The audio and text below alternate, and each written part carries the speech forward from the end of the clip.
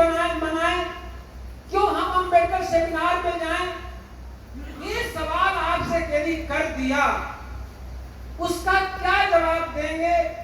कैसे अंबेडकर आंदोलन चलाएंगे? इस पर एक बात समझिएगा। तब आप जब उनसे कहेंगे कि बाबा साहब अंबेडकर ने तुम्हें स्वाभिमान दिया, तो उनको लगेगा कि कैसा स्वाभिमान दिया।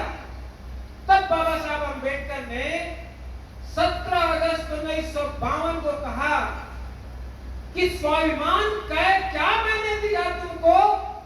एक घटना का जिक्र करते हैं कि जलगांव में ब्राह्मण भोज देने का रिवाज था, और ब्राह्मण जब भोज कर लेते थे तो जब जूठी पत्तलें फेंकी जाती थी, तो ये हमारा समुदाय, ये घटना 1952 को जिक्र कर रहे हैं बाबा साहब अंबेडकर, तो कहते जलगांव में ऐसी घटना थी कि ब्राह्मण जब भोज करना लेता था तो हमारे लोग उस जूठी पत्तलों को उठाने के लिए वहां पर बैठे रहते थे।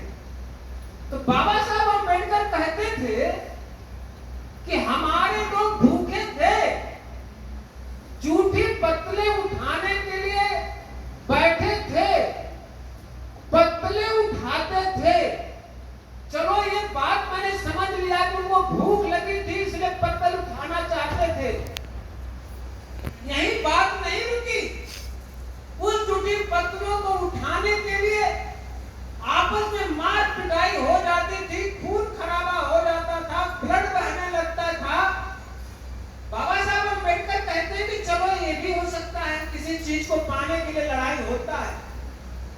जो तीसरी बात बाबा साहब अंबेडकर कहते हैं कि ये सब घटनाओं के बाद हमारे लोगों को शर्म नहीं आता।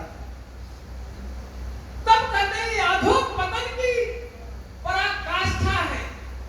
जब व्यक्ति को जूठ खाना, पत्थर उठाना, उसको शर्म न महसूस हो। ये हमारा समाज इस अधोपतन की गति में चल रहा था। तो मैं ऐसे लोगों के अंदर, मैंने ऐसे लोगों के अंदर ये विचार पैदा किया कि ये तुम्हारे साथ अन्याय हो रहा है, ये तुम्हारे साथ जागृति हो रही है, ये तुम्हारे साथ शोषण हो रहा है। तो हमने अपने संघर्ष के माध्यम से उनके अंदर एक विचारधारा पैदा किया कि ये सब गलत है, इसका विरोध करो। तुम्हारे अंदर एक आशा उन्होंने पैदा कर दिया कि विरोध का तुम विरोध करो अन्याय का। मेरे साथियों, ये अन्यास नहीं आए। आप जो इतने दूर से आए हैं, आप अन्यास नहीं आए हैं।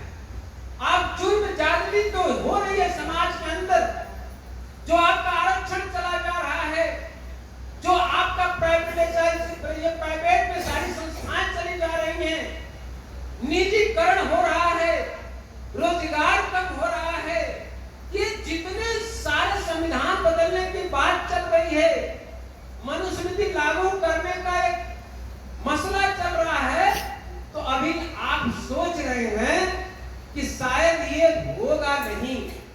लेकिन काशी हिंदू विश्वविद्यालय PHU से अभी एक मांड निकला है कि 5 साल का एक्सपीरियंस होना चाहिए और वो MA होना चाहिए, और उसको पढ़ाना क्या है, मनुस्मृति पढ़ाना है कि कैसे समाज के लिए उपयोगी है। आप इस सेमिनार में जानिए कि किस तरह से जब हुक्मरान आता है। और एक बात और चली है, सुप्रीम कोर्ट ने एक फैसला दिया 22 अप्रैल 2022 को। उसने एक फैसला दिया कि ये 72 सालों में ये समाज धनाढ्य हो गया है। ये 72 सालों में धनाढ्य हो गया है। इसलिए अनुसूचित जातियों में, अनुसूचित जनजातियों में, OBC में संशोधन होना चाहिए, परिवर्तन होना चाहिए। आप शांति से बैठे हैं, सुप्रीम कोर्ट उधर ऑर्डर कर रहा है। और एक और कोर्ट की बात करते हुए बात बोलूंगा, 28 जनवरी 2022 को सुप्रीम कोर्ट ने जर्नैल सिंह के केस में एक आदेश दिया कि पदोन्नति में आरक्षण सेंट्रल गवर्नमेंट, स्टेट गवर्नमेंट दे सकती है। वो खाली दो चीजों पर फोकस करेगी कि ये पर्याप्त प्रतिनिधित्व है कि नहीं, और इनका जो है, इनको पदोन्नति देने से कोई विपरीत प्रभाव ना पड़े। ये स्टेट गवर्नमेंट सेंट्रल गवर्नमेंट का आदेश आ गया है 28 जनवरी 2022 से। देश में लागू नहीं हो पाया क्योंकि आपकी सरकार नहीं है, सरकार को निर्देश मिला है। अब मैं आपसे ये पूछना चाहता हूं और आपके संज्ञान में ये लाना चाहता हूं कि ये आंदोलन चलाएगा कौन? अम्बेडकर साहब के मूवमेंट को चलाएगा? क्या आपने एजुकेशन में रिजर्वेशन मिला? क्या आपने आंदोलन चलाया? आपके नौकरी में आरक्षण मिला? क्या आपने आंदोलन चलाया? क्या आपको राजनीति में जो आरक्षण मिला, क्या आपने आंदोलन चलाया? आपने नहीं चलाया, लेकिन उसको बचाएंगे कैसे? इस बात का आंदोलन तो आपको चलाना ही पड़ेगा। इसलिए इस बात से न्याय की जरूरत पड़ रही है, ये चलाना पड़ेगा। अब आप ये कहेंगे कि हम ही चलाएंगे?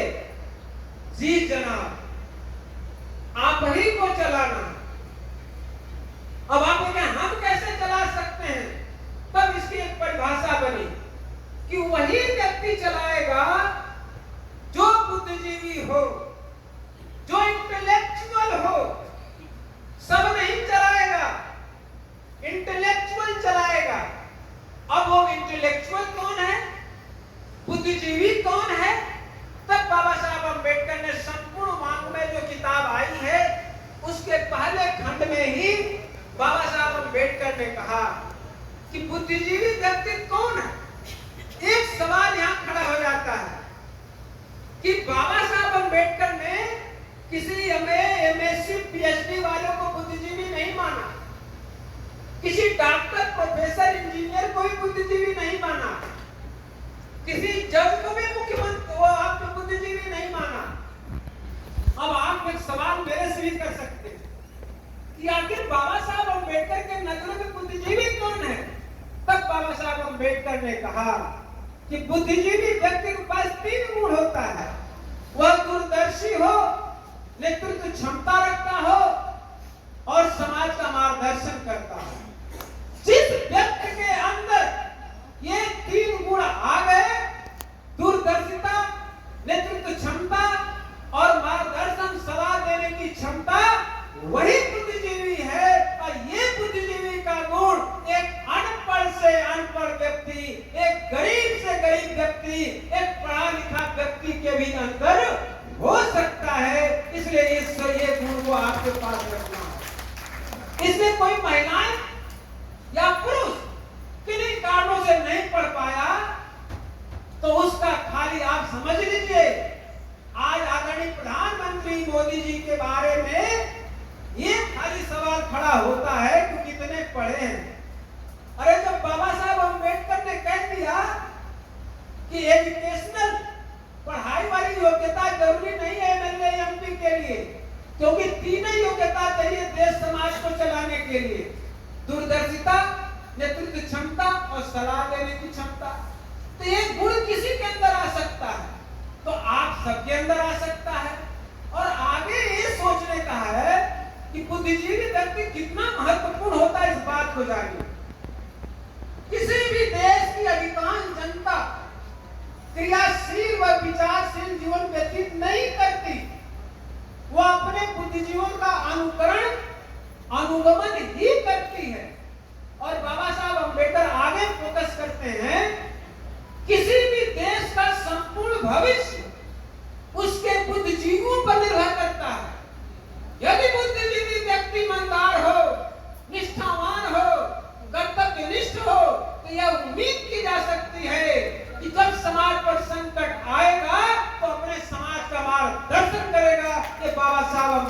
आपको आदेश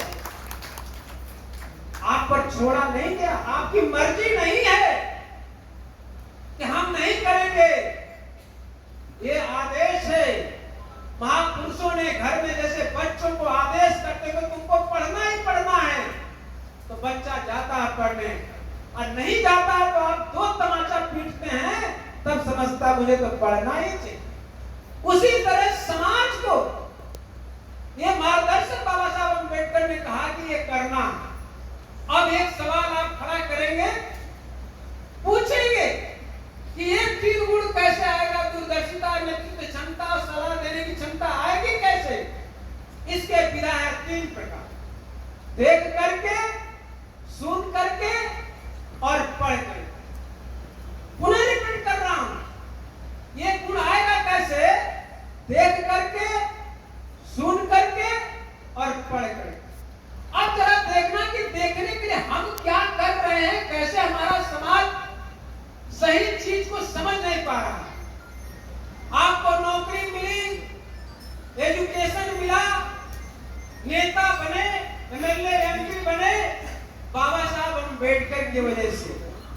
पॉकेट में पैसा आया, बाबा साहब भीमराव अम्बेडकर की वजह से। अब घूमने और देखने की जब बात आई, और टिकट कटाया, चाहे फ्लाइट का, चाहे ट्रेन का, चाहे बस का, और ये कई नारा लगाया, चलो बुलावा आया है, माता ने बुलाया।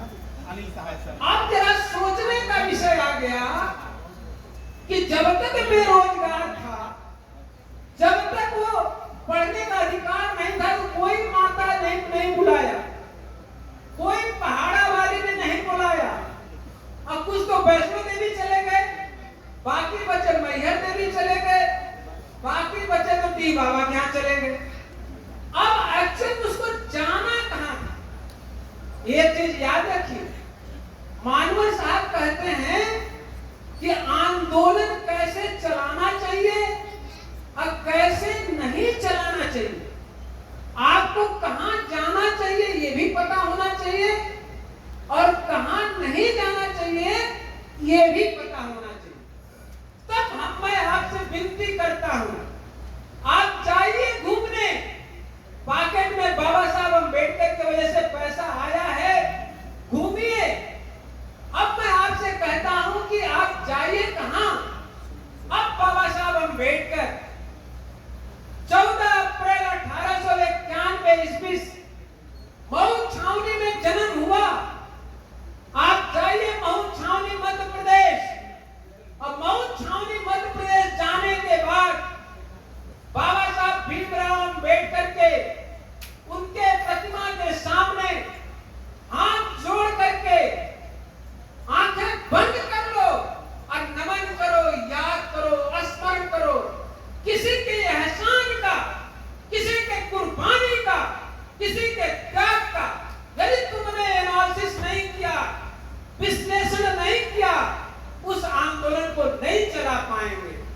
तो जब जाइए, इसके बाद जाने के बाद आप सोचिए कि हे बाबा साहब भीमराव अम्बेडकर, आपका जन्म नहीं हुआ होता तो गले में मटका होता, आपका जन्म नहीं हुआ होता तो कमर में झाड़ू होता, आपका जन्म नहीं हुआ होता तो हम बोल नहीं पाते क्योंकि जीवा काट ली जाती, आपका जन्म नहीं हुआ होता तो हम चल नहीं पाते क्योंकि हम लोगों की तो परछाई से दुश्मन अपवित्र हो जाते थे। बाबा साहब अम्बेडकर, आपका जन्म हुआ और जन्म होते ही हम लोग जो पशुवत की जिंदगी जी रहे थे, आपने पशु से इंसान बना दिया, इसलिए हम आपको नमन और भक्ति का अभिनंदन करते हैं। ऐसे प्रेरणा मिलती है, ऐसे प्रेरणा नहीं मिलती है। जब आप देखते हैं किसी चीज को, हिल जाता है आदमी, हिल जाता है और समझने लगता है। अब मैं दूसरा एक घटना और बताऊं देखने के लिए। अब मैं आपसे विनती करता हूं कि बाबा साहब अम्बेडकर के बारे में आप सब जानते हैं, बस खाली मैं नई बात नहीं बताने जा रहा हूं। बहुजन नायक कांशीराम साहब जब आए तो उन्होंने बात बड़ी बोली कि हम आपको कोई नई बात बताने नहीं जा रहे हैं। हमको जो फूले साहू अम्बेडकर ने बताया, तो लोगों ने कहा कि अब कांशीराम आए हैं, दो पगड़ी वाला बाबा लाए हैं, फूले को साहू को और एक टाई वाला बाबा लाए हैं। तो उन्होंने कहा कि मैं 3 बाबा को लेकर आया हूं, समाज में परिवर्तन ला दूंगा। और याद रखना, क्या देखना है, क्या सुनना है, कैसे आंदोलन चलाना है, वही फूले साहू अम्बेडकर के आंदोलन से बहुजन नायक मानवर कांशीराम साहब ने, जब वो पूना में थे, रिपब्लिकन पार्टी ऑफ इंडिया में ये कह दिया कि अम्बेडकर का विचार तो बहुत अच्छा है, लेकिन कामयाब हो सकत नहीं। बाबा साहब अम्बेडकर का विचार अच्छा है, ये रिपब्लिकन पार्टी ऑफ इंडिया के प्रेसिडेंट गायकवाड़ ने बोला था। बहुजन नायक कांशीराम उस समय कहते मैं आई विटनेस था, साक्षात मेरे सामने घटना घटी थी। अम्बेडकर साहब का विचार बहुत अच्छा है, लेकिन कामयाब हो सकत नहीं। तब मानवर साहब ने कहा कि जब विचार अच्छा है तो हम कामयाब क्यों नहीं हो सकते हैं। तब मानवर साहब ने कहा कि मैं अम्बेडकर के विचार से ही इस देश में क्रांति लाऊंगा, ये सोच लिया। तब उन्होंने पूछा गायकवाड़ और लोगों से कि कामयाबी किसे कहते हैं, तो लोगों ने कहा कामयाबी उसे कहते हैं कि जिससे एमएलए एमपी लोग बन जाए, तब क्या यही कामयाबी है। तो क्या ये अम्बेडकर के विचार से बना नहीं जा सकता। तब उन्होंने कहा कि बना जा, मानवर कांशीराम साहब ने कहा कि बना जा सकता है, लेकिन महाराज